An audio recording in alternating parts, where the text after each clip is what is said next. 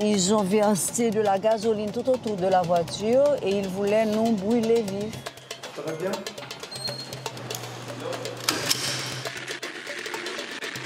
Ils avaient menacé de tuer mon fils si nous n'arrivions pas à donner l'argent dans les 24 heures. C'est la police.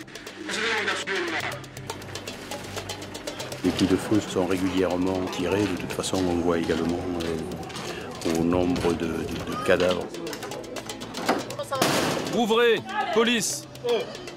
Bah ici, même quand on parle d'état des droits, c'est pas vrai ça. On ne respecte pas la loi et le droit des accusés. Mais c'est n'importe quoi. On part travailler, vous nous emprisonnez.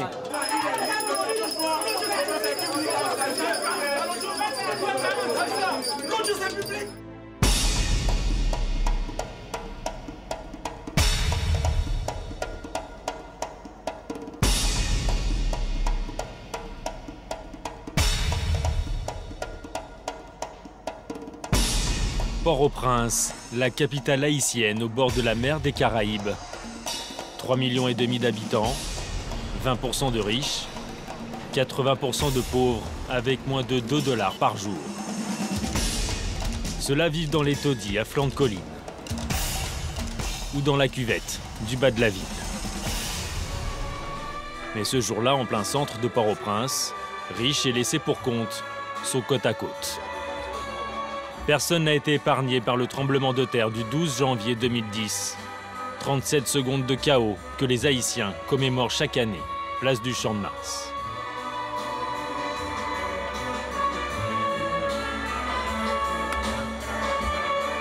À la tribune, le président Martelly et les représentants de toutes les religions parlent de solidarité. Mais une seule voix va porter, celle de Mambo Evoni, la grande prêtresse vaudou. Pour elle, Port-au-Prince reste la ville de toutes les violences. Nous avons évoqué ces leçons chaque jour, évoqué les solutions à apporter, mais nous nous sommes refusés à les réaliser. Les trahisons sont toujours là, les violences sont toujours là, les divisions dans les familles sont toujours là. Les riches des enfants de Pétion et les pauvres des enfants de Dessalines ne vivent pas ensemble. À tous, je vous remercie de votre attention. Merci aussi à toi, Seigneur.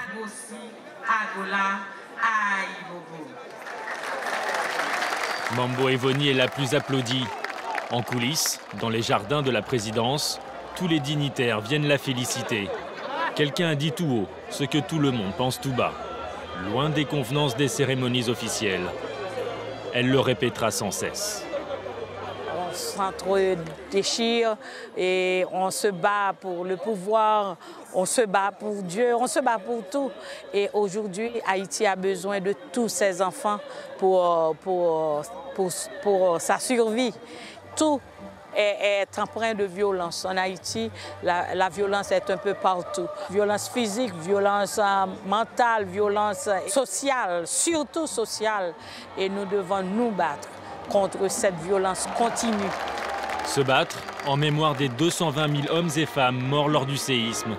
Se battre pour les milliers d'autres tués depuis dans les violences de Port-au-Prince.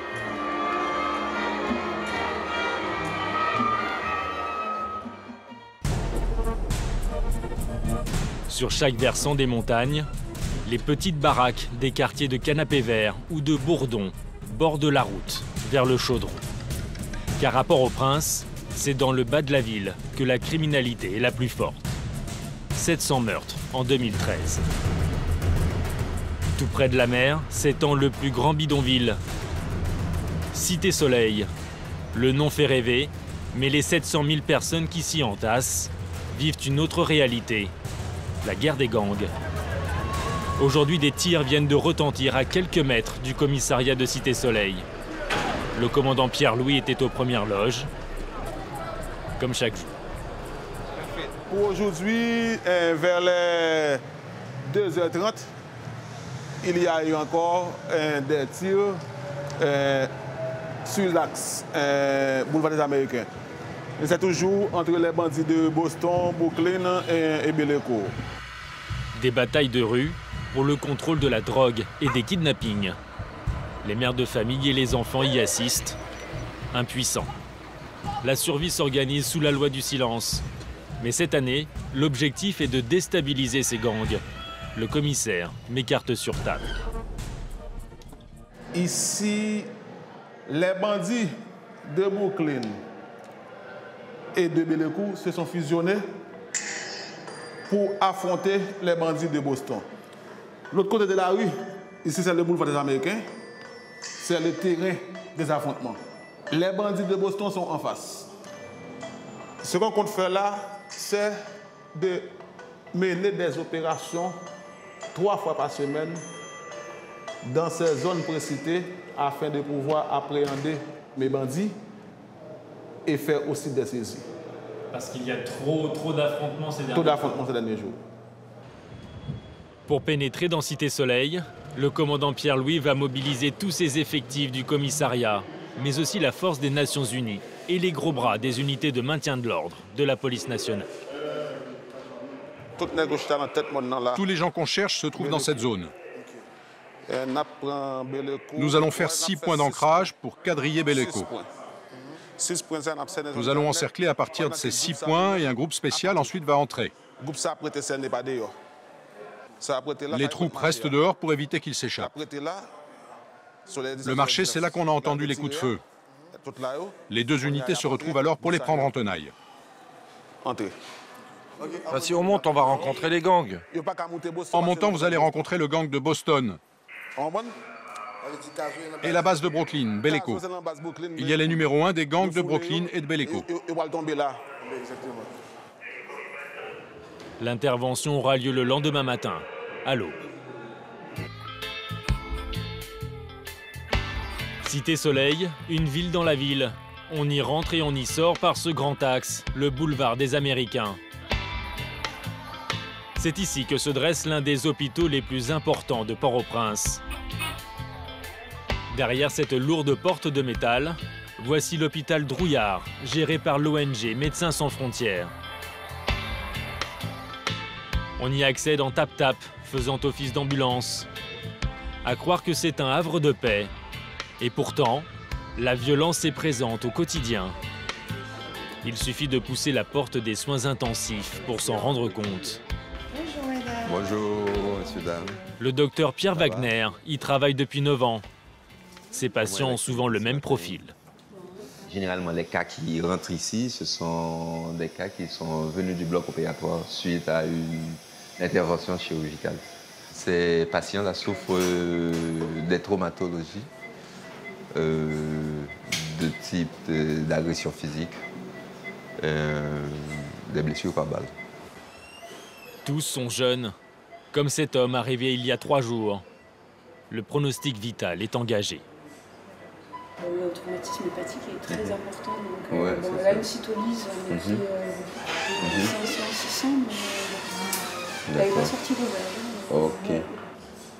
Lui non plus ne sait pas s'il pourra s'en sortir. Il s'accroche à la vie depuis 6 mois à Drouillard. Il a reçu plusieurs balles et il a eu multiples lésions au niveau de l'abdomen. Hier, il a subi une intervention chirurgicale majeure encore. C'est sa 7e intervention. À présent, aujourd'hui, l'évolution est satisfaisante.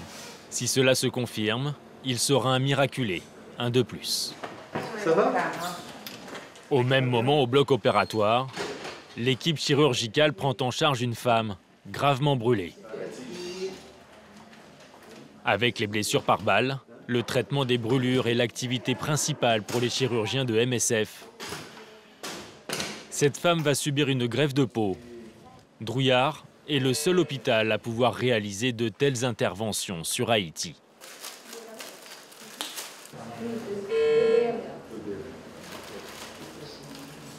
Bien sûr, la situation précaire amène beaucoup de brûlés qu'on n'aurait pas s'il n'y avait pas ces situations de logement aussi précaires, des gens qui vivent rassemblés dans des camps avec des tentes les unes près des autres, voilà, depuis 4 ans. Voilà. J'ai eu personnellement le cas d'une fillette de 6 ans qui est arrivée brûlée à 94% et qui est décédée bien sûr dans les heures qui ont suivi. Et sa maman nous expliquait que Elle habitait dans une tente, comme ça, avec sa fille, qui était la seule survivante avec elle du tremblement de terre. Il avait perdu d'autres enfants dans le tremblement de terre, et là, c'était son dernier enfant. Cette fois, le cas n'est pas aussi désespéré. L'opération n'a duré que 20 minutes. Retour aux urgences avec le docteur Wagner. Pour l'heure, nul besoin de faire appel au bloc. Il faut juste extraire une balle dans la jambe. La routine. Quand on est médecin, extraire une balle, ça doit être facile. Comme c'est une habitude ici, normalement chaque jour ou bien par semaine, on extrait plusieurs balles. Ben, c'est normal. Ouais.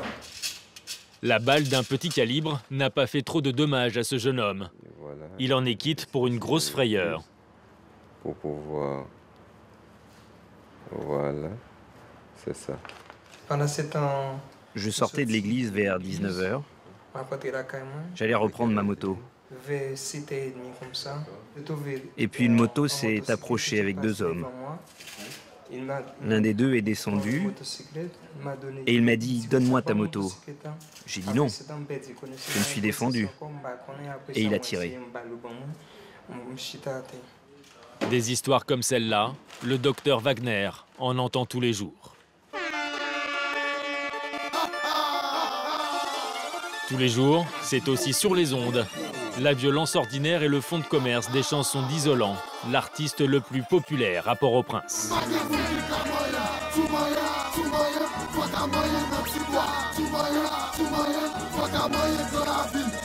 Arrestation, guerre des gangs, une source d'inspiration inépuisable.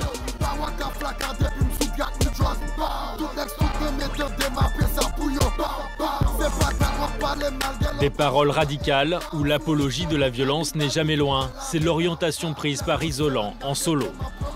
Une carrière lancée 12 ans plus tôt, ici, rue Chavannes, avec le groupe BC, alias Barricade Crew. Ce sont les membres de BC qui nous ouvrent les portes du studio d'enregistrement. Brital et Brix préparent la nouvelle tournée du groupe. Ils se démarquent des paroles crues de leur ami Isolant dans sa carrière solo.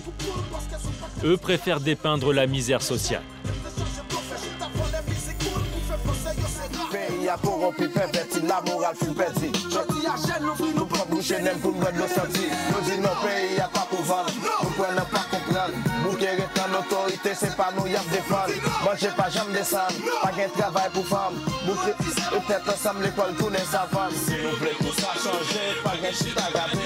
Lui croit au changement avec des chansons martelées, comme des appels au sursaut.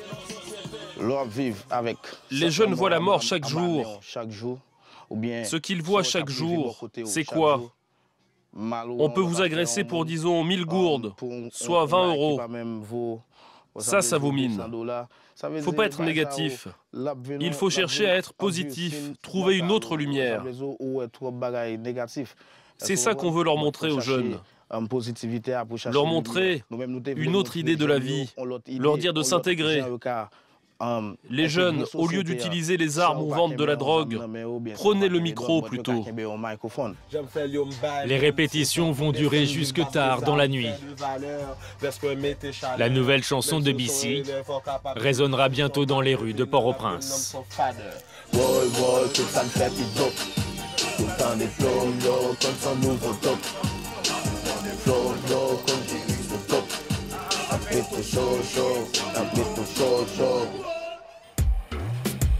Il est 2 h du matin, il n'y a plus grand monde dans les rues. Comme prévu, l'opération de police dans Cité Soleil va avoir lieu à l'aube. Nous avons l'ordre de rejoindre un poste sécurisé. C'est sous escorte de police que nous roulons vers le plus grand bidonville.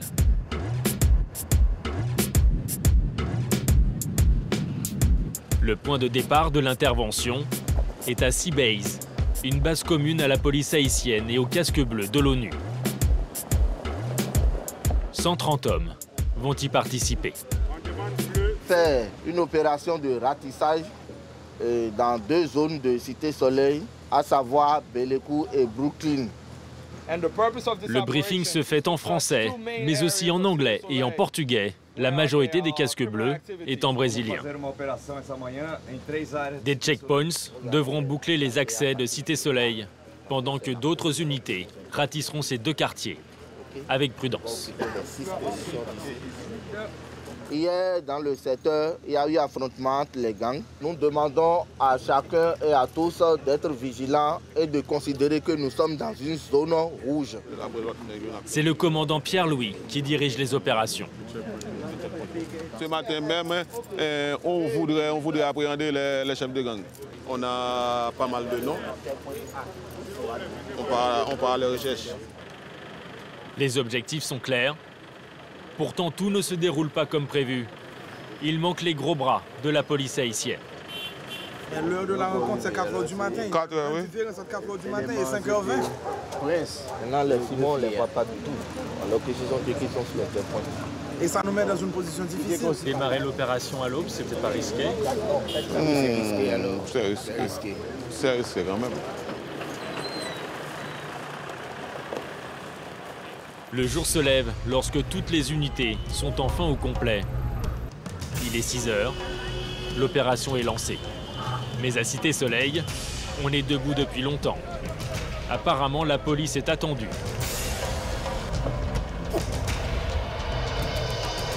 Allez, on traverse. Des barrages, des pneus en flammes et des bris de verre jonchent le grand boulevard. Yeah. Enlevez les pierres. Je vous ai dit de les enlever. Il faut attendre 20 minutes avant que le premier checkpoint soit en place.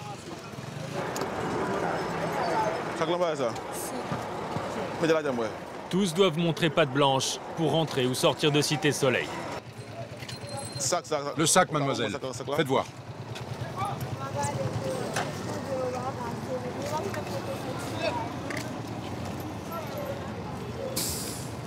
Ok.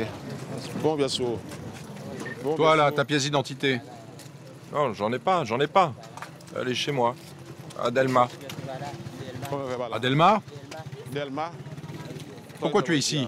Dis-moi ce que tu fais là. Dis-moi ce que tu fais là. Ouais, j'ai juste dormi à Delma. Ouais, allez hop, mets-toi sur le côté. Et il faut éviter à ce que les bandits s'échappent. On est en train de dépalper les hommes pour voir s'ils portent pas des armes à feu. C'est par groupe de 20 que les casques bleus et les policiers pénètrent dans les allées de tôles ondulées. Les informateurs du commissaire ont déjà indiqué les maisons des membres présumés de gangs. Ceux-là n'ont pas eu le temps de fuir. Mais les plus malins sont déjà loin. Écoute, les bandits traversent le ruisseau. Et il y aurait 2 chefs avec tous leurs hommes. Dans l'autre quartier, à Beleco, les perquisitions continuent avec la même précaution. Le doigt sur la gâchette.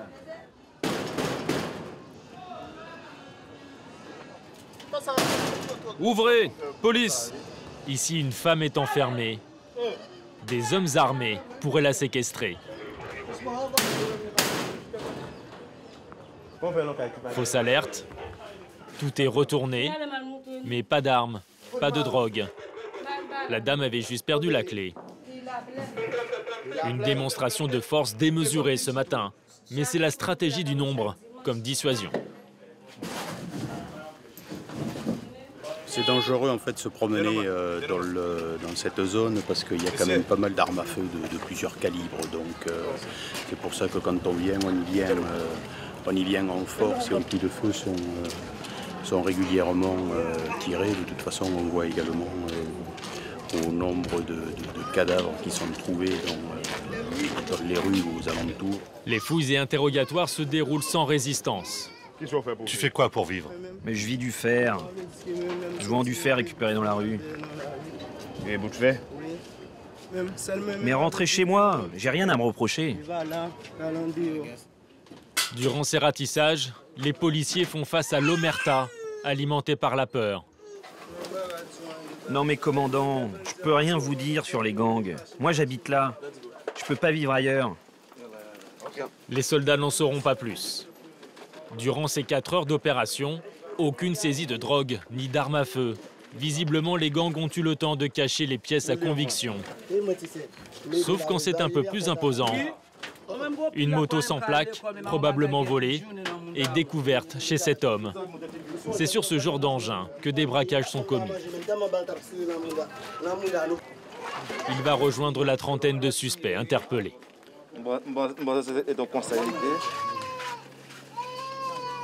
OK.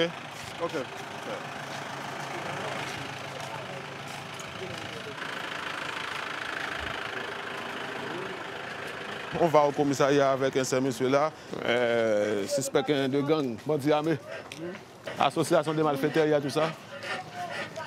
Je vais vérifier dans la liste.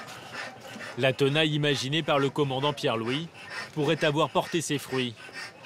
Tous sont conduits au commissariat de Cité-Soleil. Avant midi, ils sont déjà 22 interpellés. Parmi eux, beaucoup de petites mains dans cette guerre des gangs. T'habites où? À Soleil 19. Et toi, t'as quel âge? 23. Tous ont moins de 25 ans. C'est en moyenne l'espérance de vie d'un gangster de Port-au-Prince. Un nouveau groupe vient d'être conduit. Ils sont suspectés d'appartenir au gang de Belleco. C'est la meilleure nouvelle de la journée pour le commandant Pierre-Louis. Un chef est parmi eux. C'est le deuxième chef gang. Tiga, que vous voyez là, c'est le deuxième chef du gang. Belleco. Quel âge as-tu? 16 ans. 16 ans? C'est le deuxième chef. C'est lui qui est juste derrière Escar. Ouais, c'est moi, Tiga. Ouais, c'est un criminel. Il est très cruel. Très cruel. Bandit, deuxième chef. Belleco. Ouais. Tiga a déjà fait de la prison pour des kidnappings, mais cette fois, il est soupçonné de meurtre ou de les avoir commandités à ses hommes. Des bandits notoires, parmi les 35 appréhendés qui sont ici là. On a déjà identifié 16 parmi eux. On va faire appel à nos informateurs là, juste pour pouvoir identifier les autres qui sont ici présents. Tous les suspects vont être placés en garde à vue pour 48 heures. Même si parmi eux, il peut y avoir des arrestations arbitraires. Mais c'est n'importe quoi. Moi, je travaille pour l'État, dans les travaux publics. On part travailler, vous nous emprisonnez. Mais pour beaucoup, comme Tiga, cette garde à vue est la première étape avant la casse-prison. Le pénitencier national, 4136 détenus. Comme chaque matin, les familles apportent le déjeuner pour leurs proches incarcérés. Voici de rares images de l'intérieur que nous avons réussi à nous procurer. Ici, la violence est d'État. Chaque détenu accusé de crime passe au moins 3 ans derrière les barreaux avant d'être jugé. C'est le cas pour les hommes. C'est aussi le cas de la prison pour femmes. Résultat, 400% de surpopulation carcérale. Il faut se relayer pour s'allonger. En moyenne, l'espace vital d'un détenu est de 60 cm². Seule sortie autorisée pour les détenus, cet ancien grand hôtel des années 70. Il fait office de palais de justice. L'ancien tribunal a été détruit par le séisme. Chaque jour, les prévenus arrivent sous les coups de midi pour être entendus dans les cabinets d'instruction. Le juge Villeneuve-Morin occupe ce petit bureau éclairé au néon. Il est le spécialiste des affaires d'enlèvement. Au programme du jour, un kidnapping avec probabilité d'assassinat. Voici les noms des convoqués chez le juge Morin. Un cas classique à Port-au-Prince aujourd'hui. Nous avons 4 détenus à entendre dans le cadre d'un dossier d'enlèvement. Ce sont des photos de la voiture au bord de laquelle ils ont été réclamés la rançon.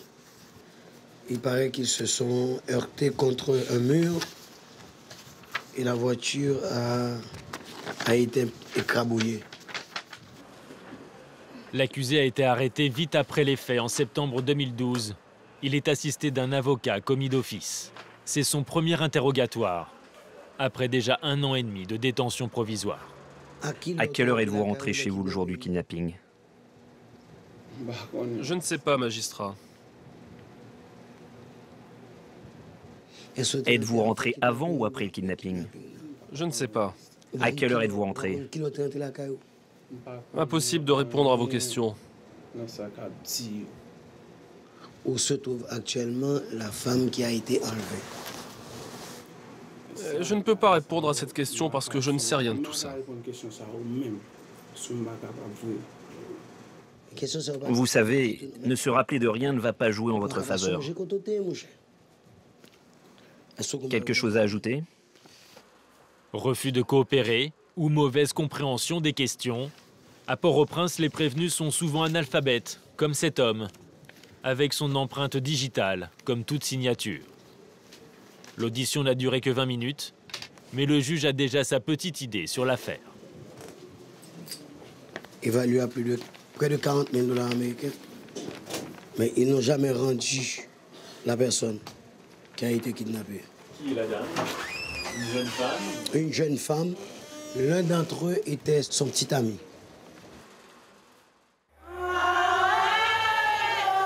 À Port-au-Prince, les femmes sont souvent les plus touchées. 20% des crimes commis sont des viols. Loin du chaos, un centre accueille certaines de ces femmes meurtries. Le lieu reste secret par crainte de représailles. Mambo Lamercie le dirige. C'est une chef spirituelle de la religion vaudou. Mais elle veille sur ces femmes, toutes croyances confondues. Bonjour.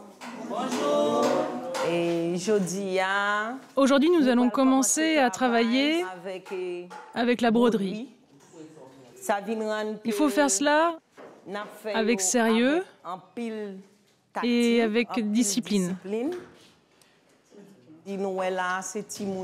Et les enfants, vous ferez des colliers, des bracelets. Quand les femmes sont en difficulté, elles sont accompagnées de leurs enfants. On ne peut pas laisser ces enfants-là inactifs au niveau du centre. Aujourd'hui, 17 femmes, dont vous ne verrez pas leur visage, par respect pour leur douleur, vivent sous le toit d'Ofava. Le mois précédent, elles étaient plus de 40. Nous voulons faire comprendre à ces femmes victimes de viol qu'elles ne sont pas exclues de la société. C'est les accompagner pour les réintégrer dans la vie sociale. C'est donc leur apprendre un métier utile pour demain. Si elles sont victimes de viol, ça ne veut pas dire que la vie est finie. Au centre, tout le monde met la main à la pâte. En cuisine, on s'affaire déjà. Au menu, du riz au lait de coco et quelques haricots. Cela fait 20 ans que Mambo Lamercie travaille dans le social. Jamais elle n'aurait imaginé que les viols allaient autant augmenter depuis le séisme. Conséquence de la promiscuité dans les camps ou dans les bidonvilles. Elle a ouvert le centre dans l'urgence il y a 2 ans. Aujourd'hui, il est là pour durer. On a une capacité d'accueillir à peu près 22 femmes. On a pu héberger près de 52, 40, 42, 44. Ça varie à tout moment. Le centre compte aujourd'hui 14 chambres, mais elle en est sûre, il va devoir s'agrandir en renforçant la sécurité. Nous, on est obligés de placer ce centre d'hébergement un petit peu éloigné de la capitale. Si les agresseurs sortent spécialement dans la même communauté que les victimes, il faut que nous, au FAVA, lorsqu'on héberge ces victimes, qu'elles se sentent en sécurité. C'est la raison pour laquelle, vous voyez là, c'est un guérite qui construit spécialement pour nous, jusqu'au coude. Juste dans le coude, nous. Mambo Lamercie sait qu'il faut les prendre en main, les accompagner pour les moindres détails du quotidien. Ces femmes et leurs enfants restent 3 mois en moyenne pour se reconstruire. OK, on s'assoit. Pour apprendre à vivre ensemble, à manger ensemble, c'est parce que là, ici, au niveau Dans ce centre d'hébergement, on est une famille. Chacun prie leur Dieu selon sa foi. À Ofava, cela ressemble parfois à la méthode Coué. Avec cette chanson qui est l'hymne du centre écrit chaque jour au tableau.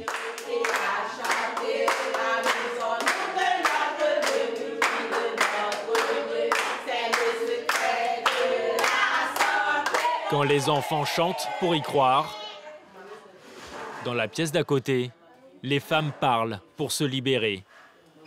Mergela est arrivée cette semaine. C'est son premier entretien avec la psychologue. Avec moi, sois à l'aise, ne te gêne pas, ok? Parle simplement avec franchise, ok? Je vois que tu as une cicatrice. Pourquoi? D'où ça vient? Ils m'ont blessée avec des tessons de bouteille. Est-ce que je peux vous montrer d'autres choses? Parce que j'ai été aussi frappée dans le dos.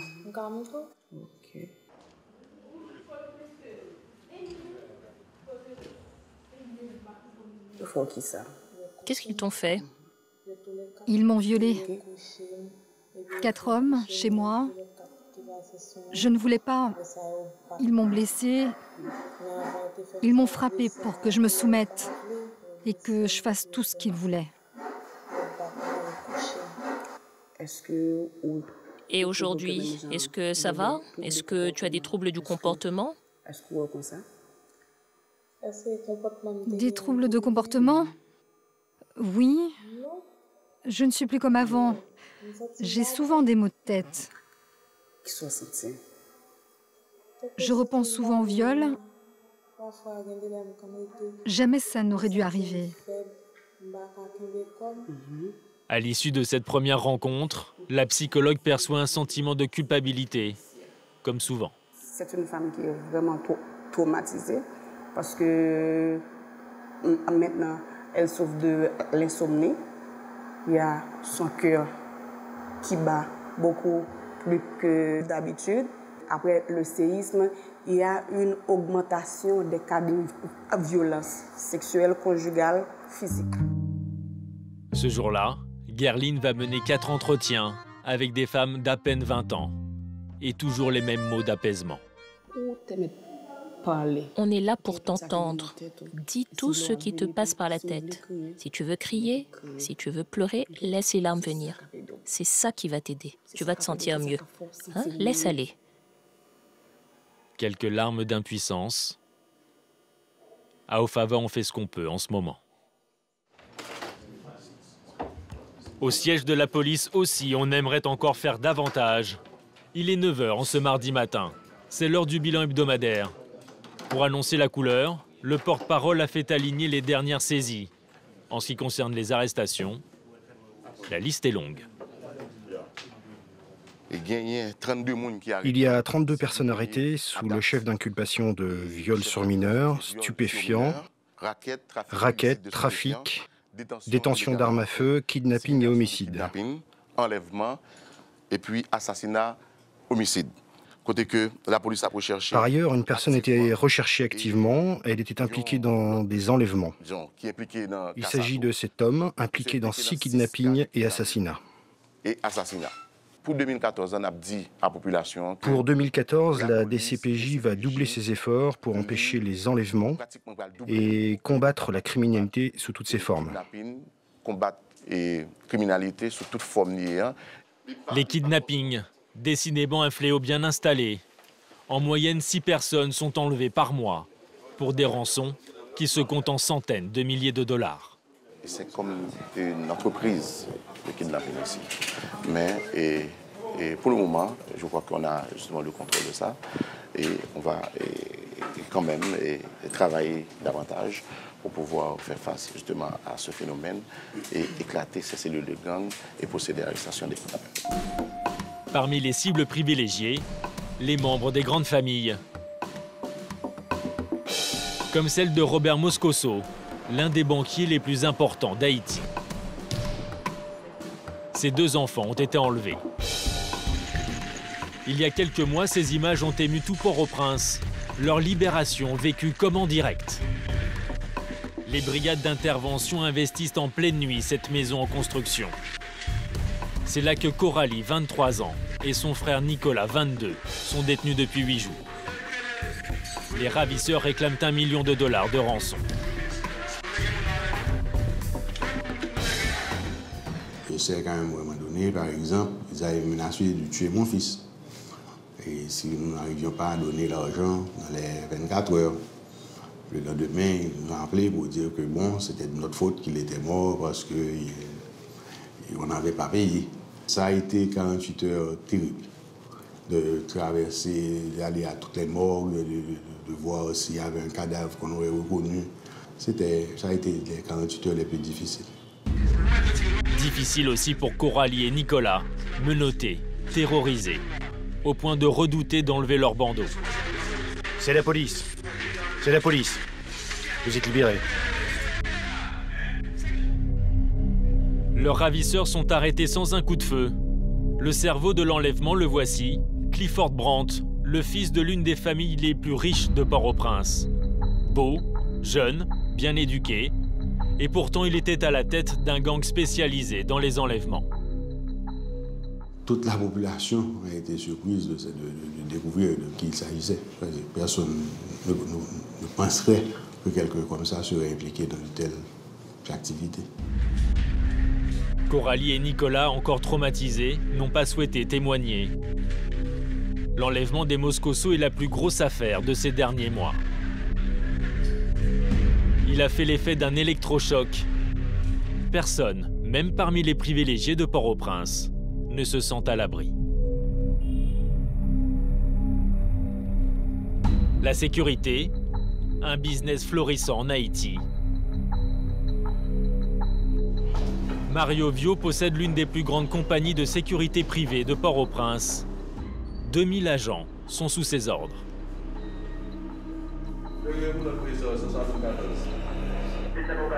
De ce côté, ils prennent les informations, ils reçoivent aussi les appels et ils font un dispatching de personnes. S'il y a un problème en quelque part, c'est à partir d'ici qu'ils appellent aussi pour envoyer. Normalement, ce qu'on fait, on appelle la police qui nous accompagne aussi sur ces dossiers parce que les compagnies de sécurité n'ont pas le droit d'intervenir seules. Ce que nous ne devons pas faire, mais maintenant nous le faisons un peu quand même, c'est une équipe d'intervention pour aller voir vraiment ce qui se passe. Il a 300 contrats à honorer. La moitié sont des particuliers, l'autre moitié des institutions comme l'ONU, des ONG ou des banques. Ce jour-là, sur les écrans, il y avait beaucoup de rouge, signalant différentes attaques. Nous avons une intrusion, une agression. Avant d'appeler le client, on envoie la brigade. Quand la brigade est en chemin, alors nous appelons le client. Il y a 20 ans, Mario Vio a été le premier à sentir que la sécurité allait être un marché, quitte à changer de métier. Sa société s'appelle PAP, mais rien à voir avec l'abréviation de Port-au-Prince. J'étais un homme de radio dans le temps et en 1993, on cherchait une agence de sécurité pour sécuriser la radio. Il n'y en avait pas ou il y avait pas de contrat possible. Nous avons décidé de monter notre propre agence. C'est comme ça qu'on a commencé avec un agent sécurisé qui devait sécuriser la radio. L'avocat qui devait monter une société me dit « Mario, comment tu veux que je l'appelle ?» Je lui dis « Je ne sais pas, mais fais vite. » PAP, en français, ça veut dire « vite, vite ». Aujourd'hui, dans le quartier chic de Pétionville, sur les hauteurs de Port-au-Prince, des zones sont entièrement privatisées et gardées par des hommes en armes. 24 heures sur 24. Bienvenue au village du Vallon des Orchidées. Un joli nom comme pour des vacances au soleil des Caraïbes. Mais les orchidées sont masquées par les murs des maisons d'au moins 3 mètres de haut. Derrière les barrières, des molosses et toujours des gardiens avec leurs fusils à pompe. C'est dans l'une d'entre elles que vit Anne-Marie Issa, une femme d'affaires reconnue en Haïti. Faubert, nous allons nous déplacer pour aller à une réunion avec Viva Rio à Pétionville. Après, nous irons à Bourdon, dans mon bureau. Moi, je prends la noire et vous me suivez avec la blanche. C'est vous qui conduisez? Oh oui, j'adore. J'adore. Le même rituel chaque matin. Faubert sécurise les environs, puis monte aux côtés d'Anne-Marie Issa. Une autre voiture suit la patronne de près. C'est la sécurité pour 2 400 $ par mois. Anne-Marie optimise le temps. Elle n'est pas arrivée au travail qu'elle est déjà en rendez-vous au volant de son deuxième bureau. Allô, oui, j'écoute. On a une sécurité à la barrière 24 heures sur 24. 30 ans qu'elle court dans le monde des affaires. Aujourd'hui, elle dirige une société de relations publiques. Oui, c'est elle. Mais cette vie menée tambour battant a bien failli s'arrêter du jour au lendemain, un dimanche. Anne-Marie revenait du supermarché en voiture avec une amie. Elle s'est retrouvée encerclée par un groupe d'hommes. Tu cherches des sponsors pour l'église ou quoi? Oui. Ils nous ont menacés, ils nous ont demandé de nous arrêter, ils ont entouré la voiture, ils ont versé de la gasoline tout autour de la voiture et ils voulaient nous brûler vifs. Amissa, tu m'entends bien? Par chance, le chef de la bande l'a reconnu. Quelques mois auparavant, Anne-Marie avait par hasard rendu service à ce malfrat en conduisant sa fille, gravement malade, aux urgences. Il nous a accompagnés jusqu'à chez moi. Moi, je pensais qu'il avait demandé une rançon. Il me dit non, et vous ne vous rappelez pas de moi, mais moi, j'avais mon fils et bébé malade. Et c'est vous qui l'aviez accompagné avec moi chez votre belle-sœur qui est pédiatre. Et vous l'avez sauvé la vie, donc je vous ai reconnu. Et arrivé à la maison, il me dit, Madame Issa, et il faut faire très attention ces jours-ci, il vaut mieux ne pas sortir. C'est un traumatisme qui perdure? Et on n'oublie pas. Ce sont des choses qu'on ne peut pas oublier, vraiment. Non, non. À observer le regard du garde du corps qui balaye la route et les trottoirs, la vigilance est permanente, n'importe où, à n'importe quel moment de la journée. Quand faut-il prendre le plus de précautions? Le plus souvent, on enregistre des cas de kidnapping, surtout quand la personne monte dans sa voiture ou bien quand elle descend de la voiture. Alors toutes les précautions sont prises, même dans ce quartier chic, à 9h30 du matin. Ah, ils sont là. Les déjeuners d'affaires se déroulent toujours sous bonne garde.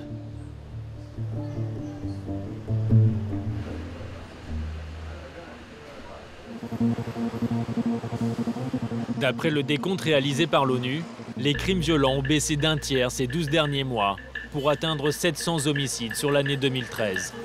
Un nombre encore trop élevé. Le Premier ministre Laurent Lamotte ne s'en cache pas. C'est son premier chantier. Dans le bureau feutré de sa résidence, ses collaborateurs l'informent mois après mois des chiffres. Le recrutement massif de policiers est sa priorité.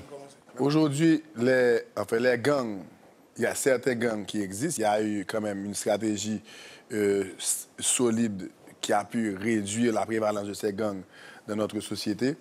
Le gouvernement continue à mettre la pression aussi sur les gangs. On a encore beaucoup de travail devant nous. On a énormément de travail à faire pour continuer à arriver à atteindre l'objectif du plan de développement de la police nationale de 2012-2016, qui est d'atteindre 15 000 policiers. Aujourd'hui, nous sommes à 11 000.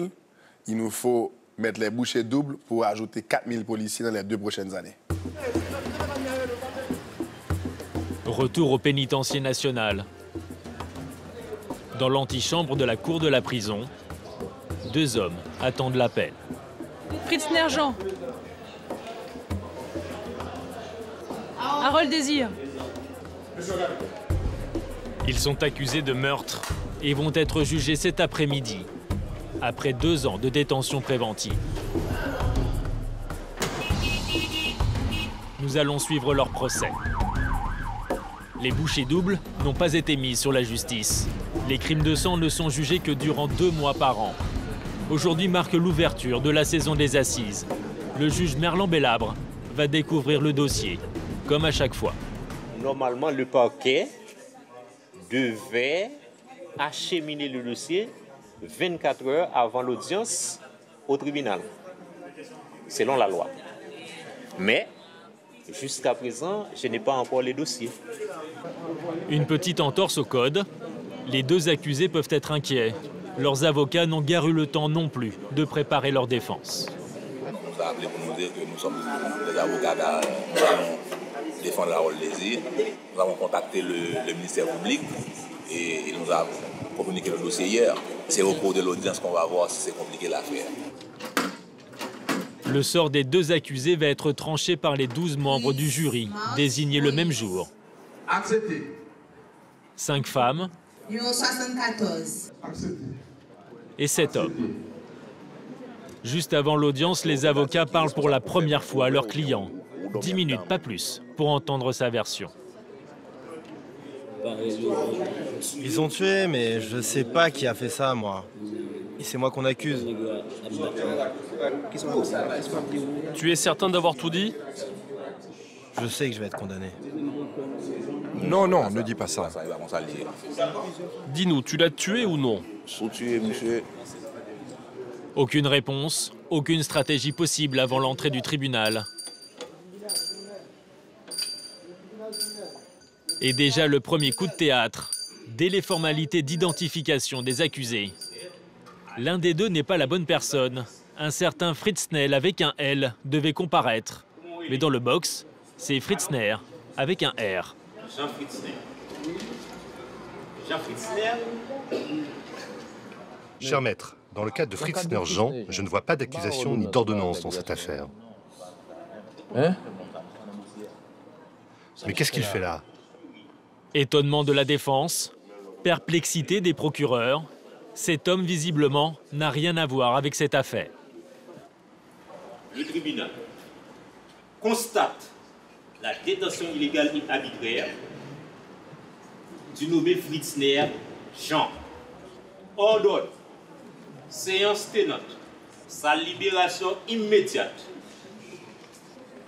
Libéré en 2 minutes, jamais il ne l'aurait imaginé. Mais la joie est de courte durée. Le procureur fait appel. Fritzner doit retourner en prison pour voir s'il n'est pas retenu pour autre cause. Alors, vous ne voulez plus le libérer? Il doit être renvoyé devant un autre tribunal criminel pour être jugé conformément à la loi. Eh bien, arrêtez-le vous-même! Deuxième coup de théâtre d'un procès qui tourne à la farce. Le ministère public n'a même pas respecté le tribunal. Ébahis, les accusés découvrent un tribunal où règne la loi de la jungle. La loi de celui qui crie le plus fort.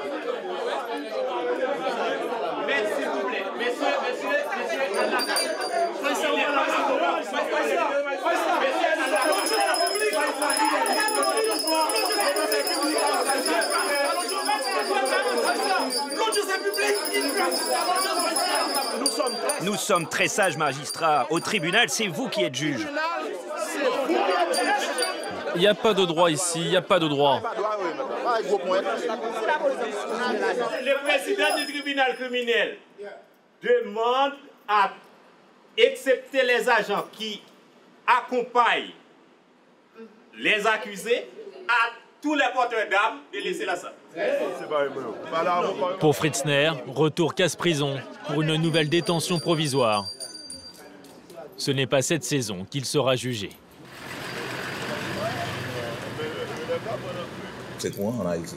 C'est vraiment malheureux, mais c'est très court. Même quand on parle d'état des droits, c'est pas vrai ça. On ne respecte pas la loi et le droit des accusés. Surtout des gens qui sont dans des conditions modestes. Ce sont des gens pauvres. C'est-à-dire qu'ils ne doivent pas payer un avocat, ni non plus elles n'ont pas de parents qui ont des pouvoirs là qui sont proches du pouvoir pour essayer de négocier leur libération. Nous, combien que tu fait piège? Le procès du seul accusé restant va être expédié en quelques heures. Aucun témoin appelé à la barre. Aucune partie civile non plus. C'est un face-à-face avec le juge. Qui a tendu ce piège? C'est pas moi. Qui est-ce qui est venu le soir tendre le piège? Ok, pas de problème. Ok, pas de problème. Veuillez noter, l'accusé garde le silence, il ne veut pas répondre. Dis-moi, combien vous étiez pour tuer Rodrigue? Si vous ne répondez pas, ça ne va pas vous aider. Vous étiez combien? Tu vois dans quelle situation tu es? Tu vois, ça fait 2 ans que tu es en prison et tu ne veux pas révéler ceux qui étaient avec toi. Tu continues à les cacher? Comment Rodrigue a-t-il pu se retrouver nu et ligoté? Comment vous avez fait ça? La loi du silence, toujours à Port-au-Prince, même pour les crimes les plus barbares. Le tribunal prend une suspension d'audience en attendant l'arrivée des jurys. C'est l'heure des délibérations. 10 minutes ont suffi au jury pour statuer. L'accusé Harold Désir est-il coupable d'avoir donné la mort à Rodrigue ainsi connu? La réponse est... Oui, à la majorité absolue. Harold, le jury a statué. Le tribunal conclut que vous avez tué Rodrigue.